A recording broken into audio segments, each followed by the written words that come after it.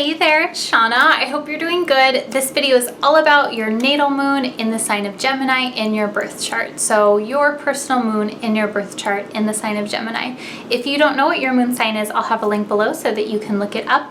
And if you want to know more about exactly what the moon means in your birth chart, you can watch my other video about that. But in essence, the moon gives insight into our internal nature. It's the way that we feel. It gives insight into our intuition and our instincts and what we need to feel emotionally balanced.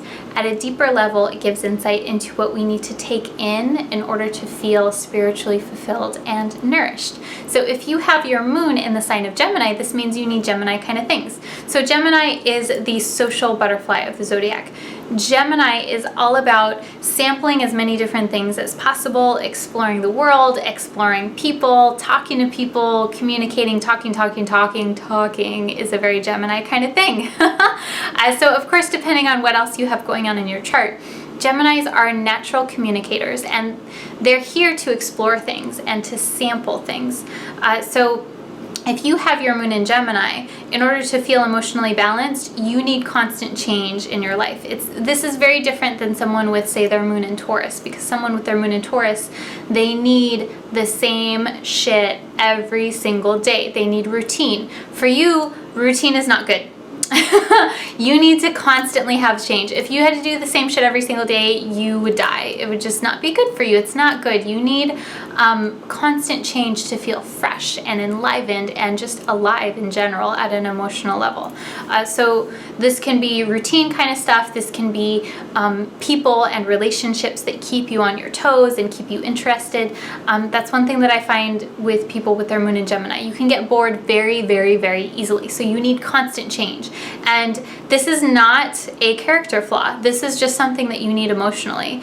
I find that a lot of people with their moon in Gemini have a sense of guilt sometimes because they start lots of things and they start off really excited, but then they lose momentum and they feel like they can't ever finish something. And I want you to know that, like, yes, of course, there's a lot of beauty in finishing things, and we don't always want to just keep starting stuff and not finishing it. But for you, your energy in this lifetime with a lot of Gemini, whether it's sun, moon, or rising sign in Gemini, there's a need to constantly explore new things.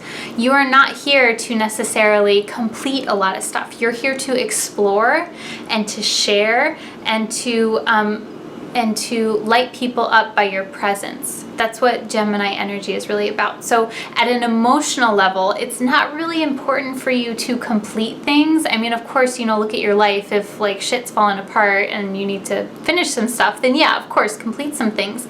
But I wouldn't necessarily beat yourself up for having lots of interest and having a fickle kind of interest level with things, because that's just the nature of who you are. That's just Gemini energy. And so you need people who are going to keep you entertained. You may need to try lots of different activities and to get into an activity and then set it aside, go to something else, and then set it aside, go to something else. That just may be really what you need in order to feel emotionally satisfied. So don't let anyone make you feel bad about that. That's just your Gemini nature. Another thing with this is, yes, you do need people to keep you entertained. You need to constantly, so I would encourage you to give this to yourself. So whatever it is that you need in order to keep things fresh and light and exploratory, going out and talking to people, that kind of thing is really, really healthy for you. A shadow side of Gemini moon is the nervous system getting fried and thinking too much again. So it's like that mental energy, that very air Gemini kind of energy that just gets like amped up and fried and stressed. So you do need an outlet. You need to be able to talk to people. You need to write it out or to talk it out or to share your messages. Gemini energy is very much about sharing messages with people. So the nature of the message is it doesn't have to be particularly deep or intense. That's more Sagittarius. But for Gemini, it's really about lightening the mood and entertaining people and just sharing everyday stuff. That's one thing with Gemini moon, is that you have this innate ability to meet people where they are and to instantaneously connect with anyone at any time. You're very much a people person. You're the person who can make friends in line at the grocery store in like 2 seconds. You will make all the friends all the time.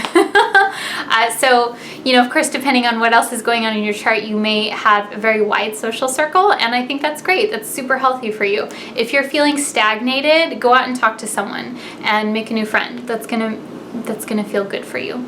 Another layer of this is to look at where you have your moon in your birth chart, so what house it's in, because that will give another layer of energy. So for example, if your moon is in your first house versus your 12th house, that's going to be totally different energy. If moon is in the first house, emotions are more out on the sleeve, and you're more free with this kind of energy. If your moon is in the 12th house, this is more of a quiet energy, so it softens this Gemini extroverted kind of nature. So and I'll have a link below where you can look all this up. Also, if your moon is making any other aspects to other planets, etc., etc. If that sounds way too complicated, that's why I do astrology readings. So if you want to get a reading with me, I also offer mini moon manifesting readings where we can talk about your moon sign and break it down and help you understand exactly what it is that you need, how your moon works, how to create the emotional fulfillment for yourself, and then also looking through the moon cycles for the current month for you and how that is influencing you personally in your life right now. If you like this video, please like it and share it with a friend. Make sure you subscribe so that you can get all of my other awesome videos. And I hope you have a wonderful day, and I'll talk to you soon. Namaste. Mwah.